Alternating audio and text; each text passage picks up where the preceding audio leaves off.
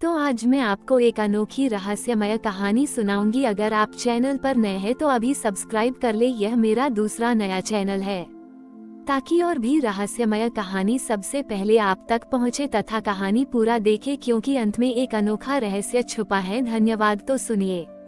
विंध्याचल पर्वत की तलहटी में विखंडितपुर नाम का एक गांव था। ये गांव कभी अपनी एकता और भाईचारे के लिए जाना जाता था। गांव के ठीक बीच में एक प्राचीन शिव मंदिर था, जहां हर श्रावण मास में पूरा गांव एक साथ मिलकर शिव जी की आराधना करता था और एक बड़ा सामूहिक भंडारा आयोजित किया जाता था। ये भंडारा केवल भोजन का आयोजन नहीं था, बल्कि गांव वालों की अटूट एकता और आपसी प्रेम का प्रतीक था, क्योंकि यह माना जाता था कि शिव जी की कृपा से ही उनका भाईचारा बना रहता है।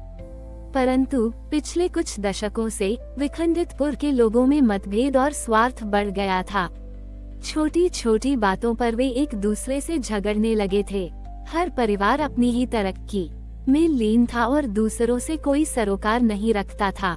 उनमें सहयोग और सामुदायिक भावना कम हो गई थी और हर कोई केवल अपनी व्यक्तिगत समस्याओं में फंसा रहता था।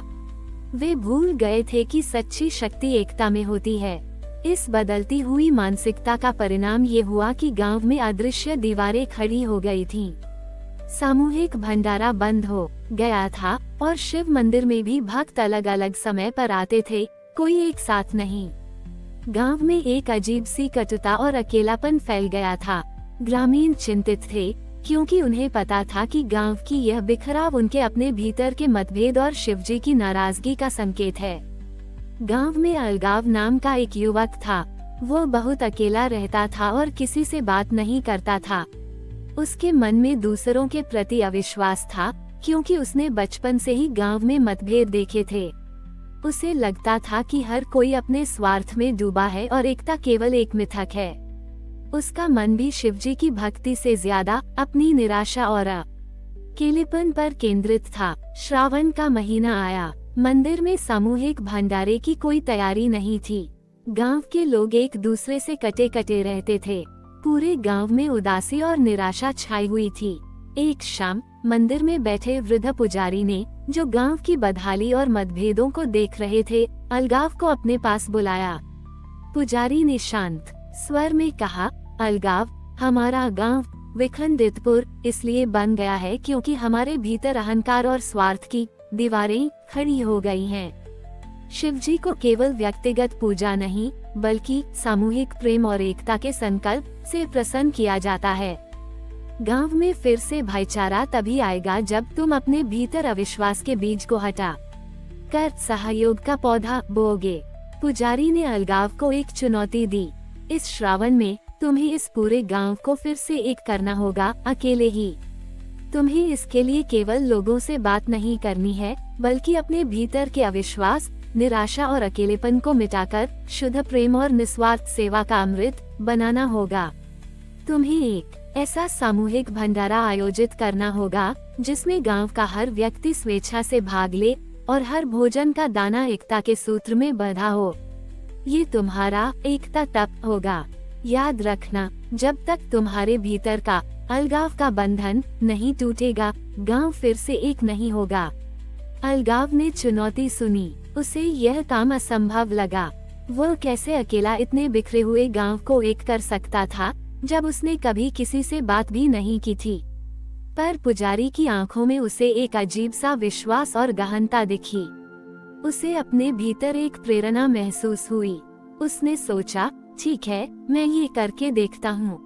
अगर मैं इस गांव को एक कर पाया तो शायद मुझे भी कुछ मिलेगा। उसने चुनौती स्वीकार कर ली, पर अभी भी उसके मन में संदेह और अपने अकेलेपन की एक छोटी सी छाया थी। अलगाव ने चुनौती स्वीकार तो कर ली, पर अभी भी उसके मन में संदेह और अपने अकेलेपन की एक छोटी सी छाया थी। अगले ही दिन से उसने गांव वालों को फिर से एक करने का काम शुरू कर दिया। यह एक विशाल कार्य था। उसे हर घर जाकर लोगों से बात करनी थी, उनके मतभेदों को सुनना था और उन्हें सामूहिक भंडारे के लिए मनाना था।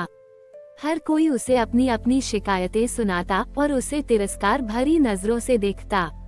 उसे यह बहुत कठिन लगा। लोग उससे दूर भागते और उसकी कोशिशें बेकार लगती। उसे एहसास हुआ कि जो अविश्वास उसने दूसरों में देखा था, वही उसके भीतर भी गहराई तक जमा हुआ था। उसकी अपनी निराशा ही उसके भीतर अशांति का कारण थी।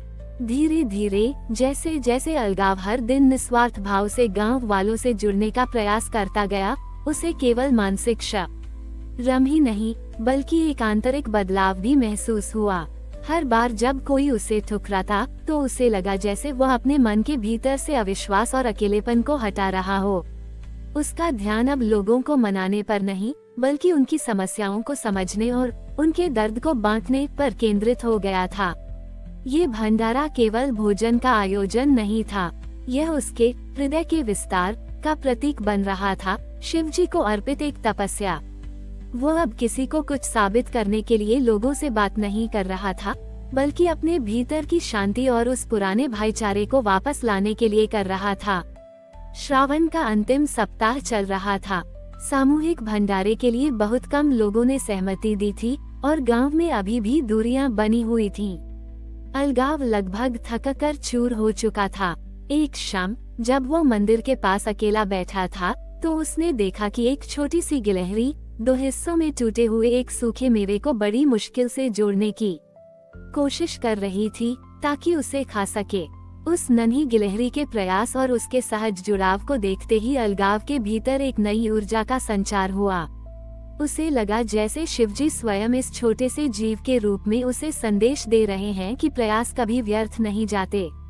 उसने अपनी अंतिम शक्ति से गांव के हर उस व्यक्ति से मिलने का निश्चय किया जिसने अभी तक इनकार किया था, इस बार किसी दिखावे के लिए नहीं बल्कि केवल निस्वार्थ प्रेम और समर्पण के भाव से। श्रावण के अंतिम सोमवार की सुबह थी। अलगाव ने अपनी पूरी शक्ति लगाकर भंडारे की अंतिम तैयारियों को पूरा किया। उसने अपने हाथों से हर भोजन को परोसा, हर चेहरे पर मुस्कान लाने की कोशिश की। वह थक चुका था, पर उसके चेहरे पर एक अद्भुत शांति और संतोष था। भंडारे में अभी भी पूरी भीड़ नहीं आई थी। जैसे ही सुबह की पहली किरण उस भंडारे के भोजन पर पड़ी, एक अद्भुत चमत्कार हुआ। भंडारे में रखा भोजन, जो अभी सीमित दिख रहा था, अचानक कई गुना बढ़ने लगा। उसमें से एक दिव्य सुगंध निकलने लगी, जिसने पूरे गांव को भर दिया। और देखते ही देखते दूर दूर से गांव के लोग, जिन्होंने आने से इनकार किया था, अपने घरों से निकलकर मंदिर की ओर दौड़ने लगे। हर किसी के चेहरे पर एक अजीब सी शांति और उत्सुकता थी। वे सभी एक साथ बैठकर भोजन करने लगे और उनके बीच वर्षों से जमी हुई अविश्वास की दीवारें ढह गईं। हंसी खुशी और आपसी बातचीत का माहौल बन गया, मानो गांव फिर से एक हो गया हो। गांव वाले, जो इस अद्भुत दृश्य और अलौकिक सुगंध से हैरान रह गए, उन्होंने देखा कि अलगाव का वह छोटा सा प्रयास कैसे पूरे गांव में एकता ले आया था। वे दौड़े दौड़े भंडारे में आए और अपनी आंखों से उस पर फैली छोटी ही व्यर्थ चमक और लोगों के चेहरों पर खुशी को देखा। उनकी आंखों में आंसू थे, पर इस बार पश्चाताप और कृतज्ञता के आंसू थे। उन्हें अपनी स्वार्थपरता और अलगाव के प्रति अपने उपेक्षा भरे व्यवहार पर बहुत शर्मिंदगी महसूस हुई। उन्हें एहसास हुआ कि शिवजी ने उन्हें केवल अन्न ही नहीं दिया था, बल्कि निस्वार्थ प्रेम, सहयोग और एकता का महत्व भी सिखाया था। अलगाव, जो कभी अकेला और निराश था, अब विखंडितपुर के लिए एक प्रेरणा और सच्चा एकता का सूत्रधार बन गया। उसने गांव वालों को सिखाया कि जीवन में सच्ची शक्ति और सुख केवल अपनी व्यक्तिगत सफलता में नहीं, बल्कि सामूहिक प्रेम, निस्वार्थ सेवा और आपसी सहयोग में निहित है। विखंडितपुर अब एक बार फिर अपनी एकता और भाईचारे के लिए जाना जाने लगा, क्योंकि वहां अब प्रेम और सद्भाव का निरंतर प्रवाह था। श्रावण का वह महीना और अलगाव का वह एकता तप विखंडितपुर के लिए एक शाश्वत कहानी बन गई, जो ये सिखाती है कि सच्ची दिव्यता तभी प्रकट होती है जब हम अपने अहंकार और मतभेदों को त्याग कर विनम्रता से और निस्वार्थ प्रेम से एक दूसरे से जुड़ते हैं, और यही शिवजी का सच्चा आशीर्वाद है। हमारी और भी आध्यात्मिक एवं अनोखी कहानियाँ देखने के लिए हमारे चैनल पर जाएं तथा धार्मिक एवं पौराणिक अनोखी कहानियाँ हमारे चैनल पर है। कृपया जाके देखें तथा हमारे चैनल को सब्सक्राइब करके रखें और वीडियो लाइक जरूर करें। धन्यवाद।